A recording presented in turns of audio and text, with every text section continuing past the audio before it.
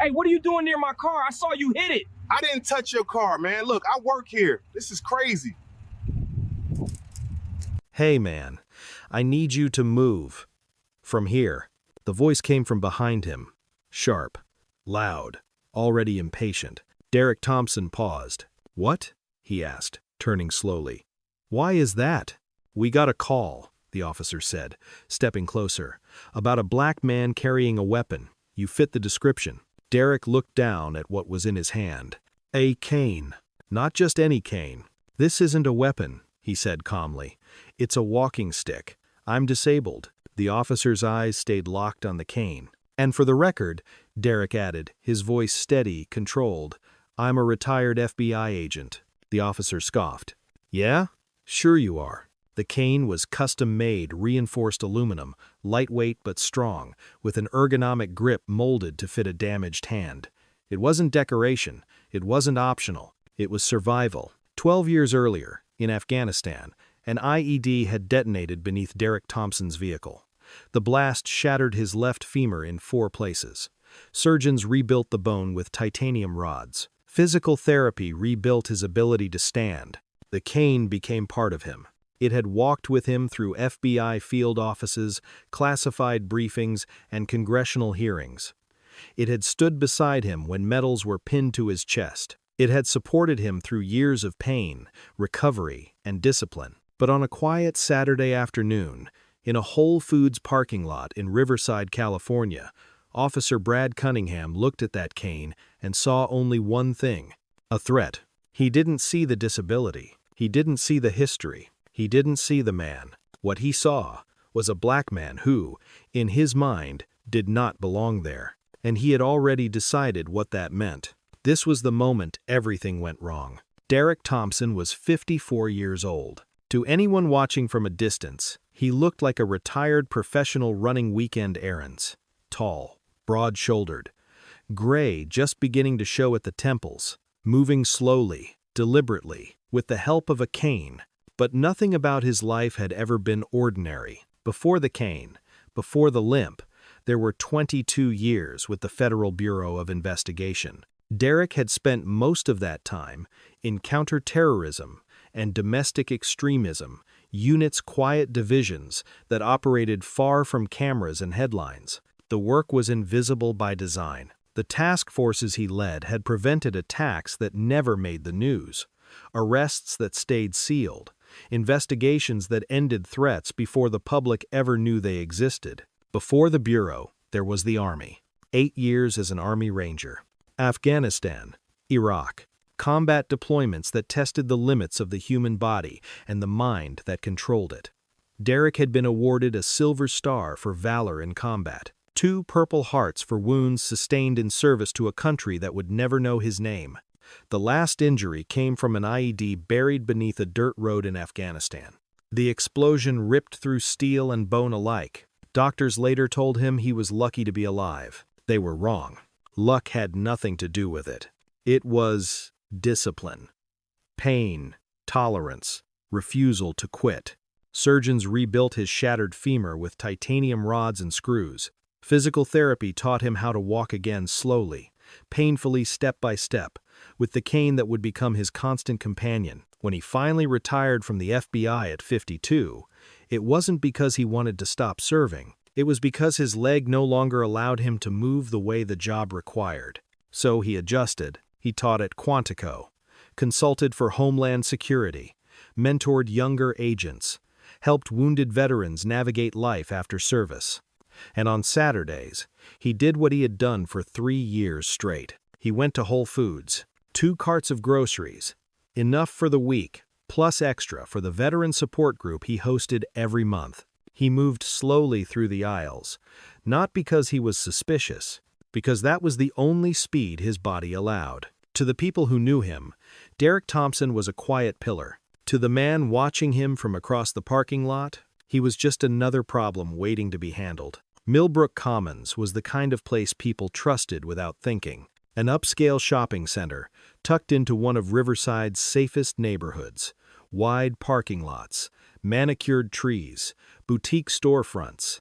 On weekends, The lot filled with BMWs, Mercedes, and family SUVs loaded with organic groceries. Young parents buckled children into car seats. Retired couples walked small dogs past cafe patios. Nothing ever happened here. That illusion of safety was exactly what made what happened next so dangerous. At 2:14 p.m., a 911 call came in. "I'd like to report a suspicious person at the Whole Foods on Millbrook Drive." The dispatcher's voice was calm, practiced. "What's the nature of the suspicious activity?" "There's a black male in the parking lot," the caller said. "He's been moving slowly between cars for the past 10 minutes. Looks like he might be casing vehicles." "Can you describe him?" "Tall, older. He's got something in his hand. I can't tell what it is." The caller didn't mention the cane, didn't mention the limp, didn't mention the 2 grocery carts sitting beside him, didn't mention that the man was loading bags into his own vehicle. Moving slowly wasn't suspicious behavior. It was a physical limitation. But none of that made it into the report. The dispatcher coded the call as a priority response. Suspicious person. Possible vehicle burglary in progress.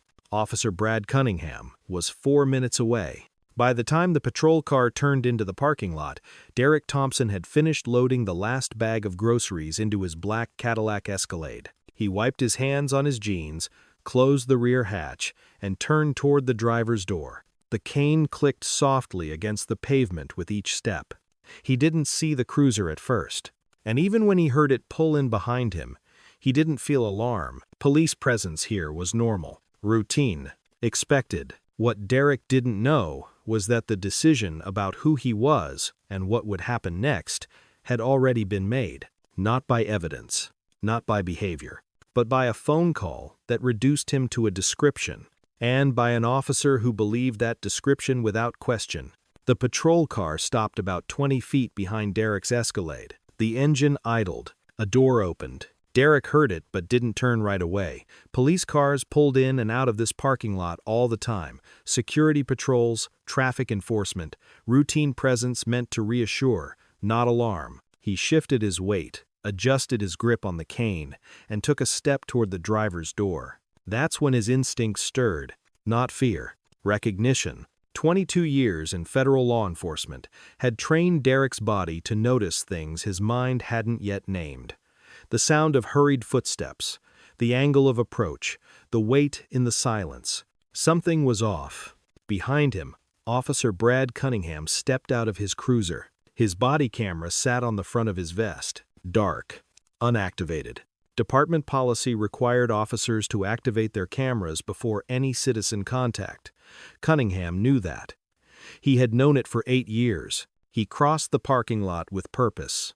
Weight forward, hand hovering near his belt, the walk of a man who had already decided he was in control. "Don't move," he shouted. The command echoed across the lot. Derek turned slowly. The cane pivoted with him, its rubber tip scraping softly against the asphalt. One hand rested on the grip, the other hung open at his side. "Hands where I can see them." They already were. Cunningham closed the distance. 15 feet. 10. Drop the weapon. Derek blinked once. "Officer," he said evenly, "this is a cane. I'm disabled. I need it to walk." Cunningham didn't slow down. "Drop it." "I can't drop it without falling," Derek replied. "My left leg doesn't support my weight." The officer stopped just short of arm's length. His eyes never left the cane. "I don't care," he said. "You fit the description."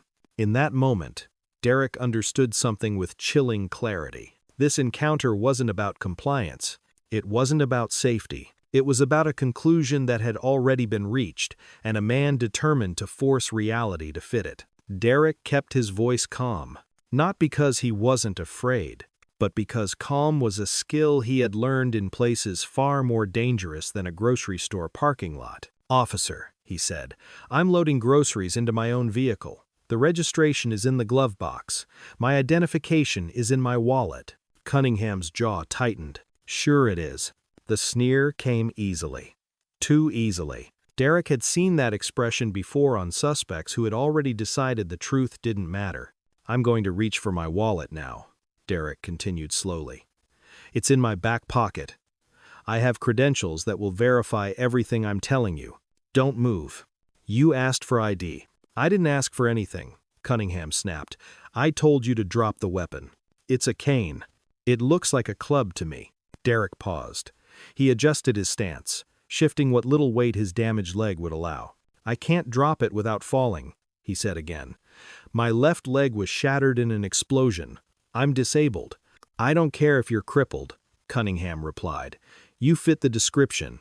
The words hung in the air. They were captured by 2 Whole Foods security cameras from opposite angles.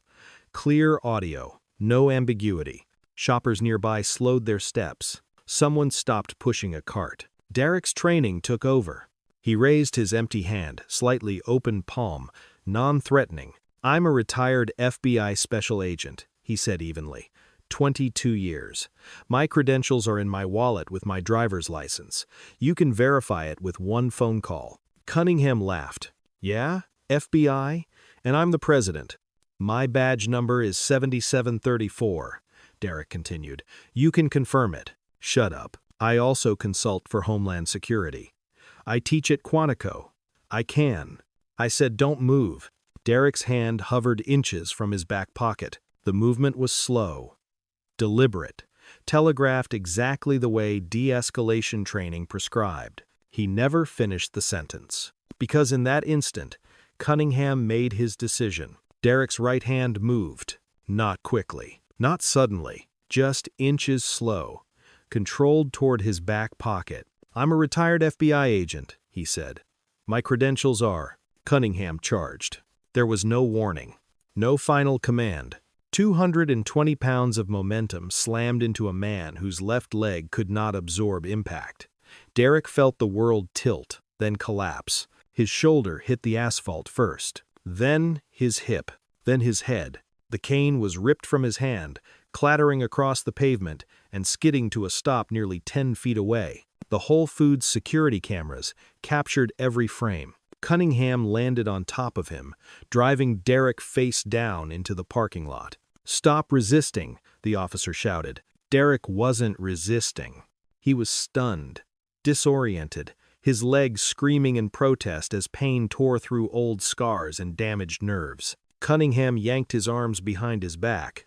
Knee on the back. Stay down. Derek tried to speak, but the words came out broken. Not resisting.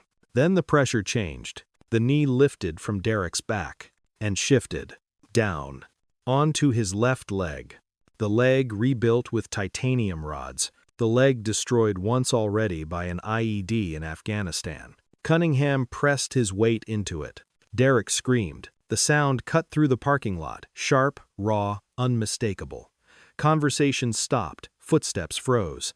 A woman loading groceries dropped a bag that burst open on the pavement. Stop! He's disabled! Someone yelled. Cunningham didn't respond. Stop resisting, he repeated, his knee grinding down. Derek's face was pressed against the asphalt. His breath came in gasps. Pain flooded his body so completely that his vision blurred. The leg that had survived war was breaking again. And in that moment, surrounded by shoppers and security cameras he didn't know existed, Officer Brad Cunningham crossed a line there would be no returning from. The scream changed everything. People stopped walking. Carts stood abandoned in the middle of the lot. A father pulled his children close. A woman near the store entrance raised her phone, hands shaking as she hit record. He's disabled, she shouted. He has a cane. Look at it. The cane lay in plain sight on the asphalt aluminum. Ergonomic grip, unmistakably a mobility aid. Cunningham didn't look at it. His knee stayed planted on Derek's left leg. Stop resisting, he repeated. Derek wasn't resisting. He couldn't move. His arms were wrenched behind his back, his face pressed against the pavement. The pain radiating through his leg was so intense that it stole his breath, reducing his voice to broken gasps. Not resisting. More phones came out. The semicircle of witnesses grew, their faces a mix of shock and disbelief. Some were crying. Some were shouting. All of them were recording. Someone yelled, "Call 911. I already did." Cunningham finally reached for his shoulder microphone with one hand, keeping his knee firmly in place. "Dispatch," he said, breathing hard. "I've got a resisting suspect at the Whole Foods on Millbrook, requesting backup and medical." In the background of that radio transmission, Derek's screams were clearly audible. Then Cunningham did something that would later destroy his career. He reached up and activated his body camera. 3 minutes and 47 seconds after first contact, the body cam came to life, showing a single image: a man already face down on the ground, an officer maintaining control, a suspect who wasn't moving. What it didn't show was everything that mattered: the approach, the commands, the explanation, the tackle, the knee shifting to a shattered leg. But the Whole Foods cameras saw all of it. 4 angles, elevated positions, continuous recording. Cunningham thought no one was watching. He was wrong. The sound of sirens cut through the parking lot. A second patrol car pulled in hard, stopping just feet from the growing crowd. Officer Denise Warren stepped out. 12 years on the force, clean record, known among her peers for doing things by the book, not because she had to, but because she believed in it. She took in the scene in seconds. A man motionless on the ground, a cane lying several feet away, dozens of witnesses holding up phones, and her partner kneeling on a suspect who wasn't moving. "Brad," she called out, her voice sharp, "what the hell is going on?" Cunningham didn't look up. He was resisting, he said. "Got a call. Possible vehicle burglary. He had a weapon." Warren's eyes followed the line of his gaze to the cane on the asphalt. Aluminum. Ergonomic grip. Rubber tip. A mobility aid. "That's not a weapon," she said. "That's a cane. It could be used as—" "Get off him, now." The command wasn't shouted. It didn't need to be. Cunningham hesitated. Then, slowly, he stood up. Warren moved immediately, positioning herself between Derek and her partner. She crouched beside him, her movements controlled, professional. "Sir," she said gently. "Can you hear me?" Derek's eyes fluttered open.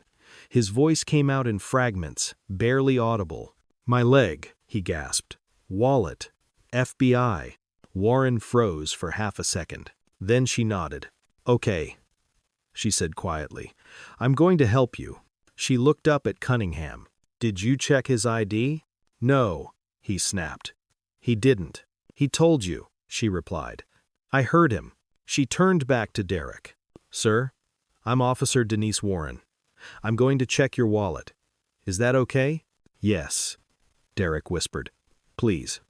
As Warren reached toward his back pocket, the body cam on Cunningham's chest was running. This time, the truth was going to be recorded. Officer Warren moved carefully.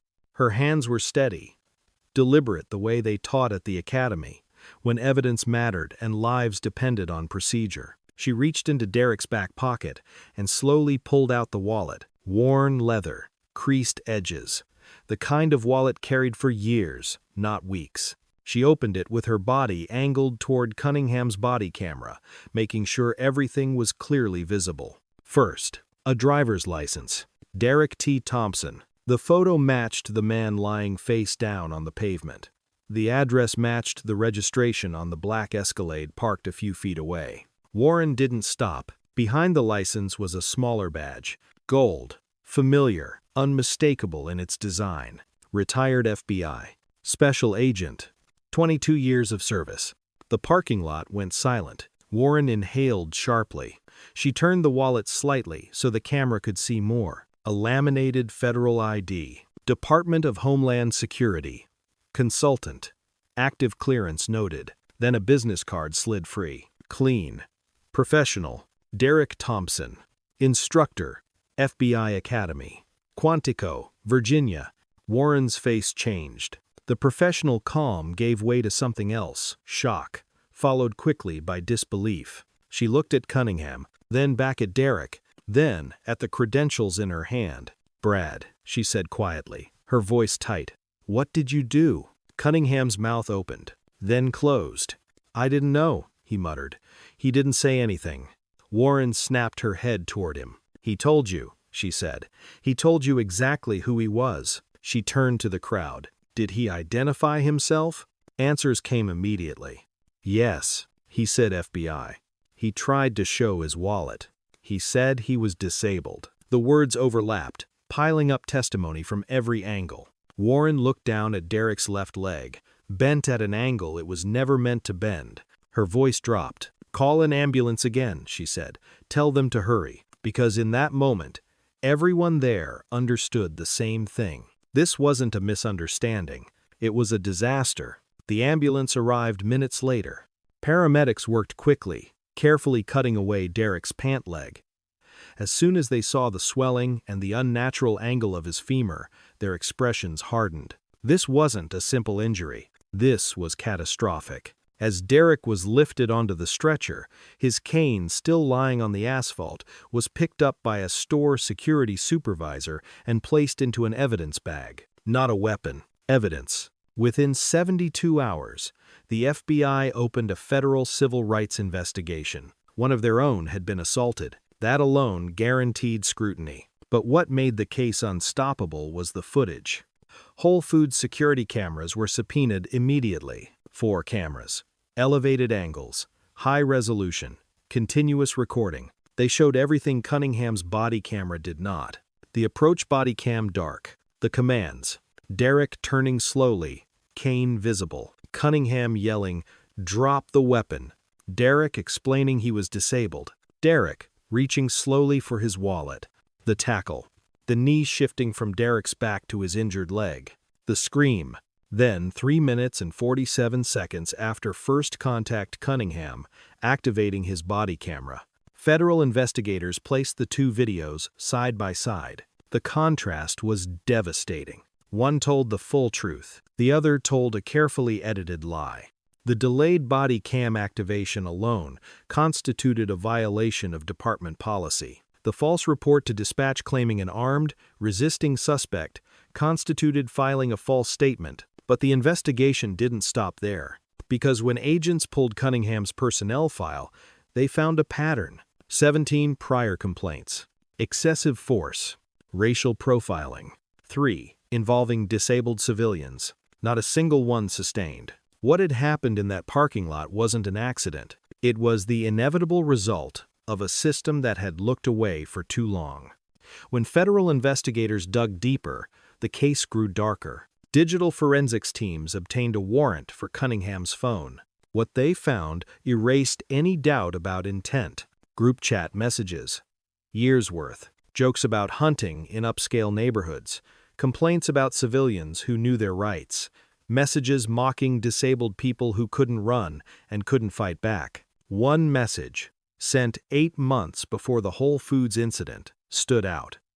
Disabled ones are easy targets. Just comply or get complied.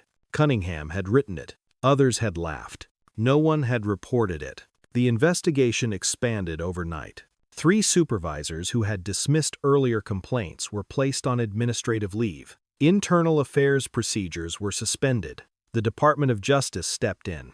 On a Thursday morning, FBI agents arrived at Cunningham's home. He answered the door in sweatpants. The irony was impossible to miss. Some of the agents had trained under Derek Thompson at Quantico. Cunningham was arrested without incident. Federal charges followed: assault under color of law, deprivation of civil rights, filing false reports, and evidence tampering. The trial lasted 6 days.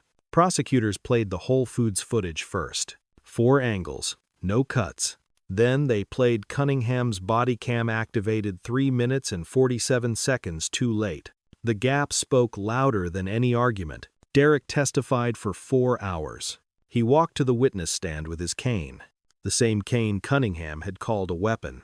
When the defense asked why he hadn't complied faster, Derek's answer was calm and devastating. "I did comply," he said. "Compliance requires an officer willing to accept it." The jury deliberated for 5 hours.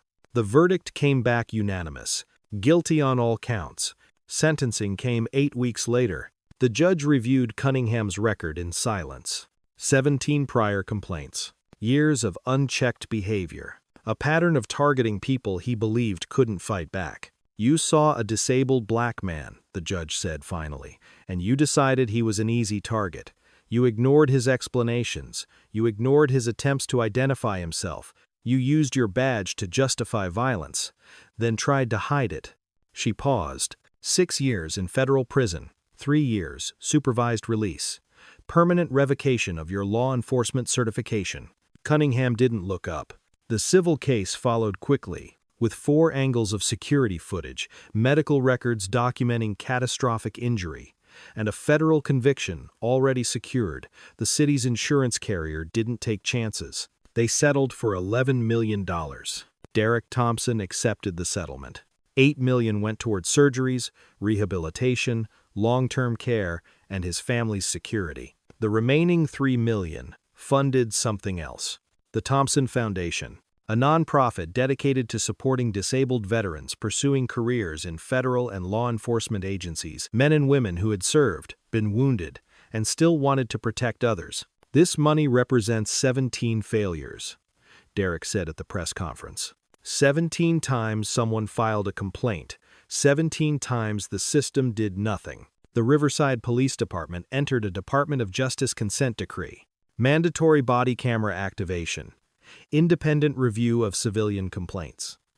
External oversight. 3 supervisors were terminated. Policies changed too late for Derek, but not for those who came after. 6 months later, Derek walked into a congressional hearing room. He moved slowly. The cane clicked softly against the floor, the same cane that had been called a weapon. He spoke for 45 minutes about systems that protect bad officers until they attack someone who can't be ignored. His testimony helped shape new federal guidelines on repeated misconduct and independent investigations. Today, Derek still teaches at Quantico. His courses now include a new module, de-escalation with disabled civilians.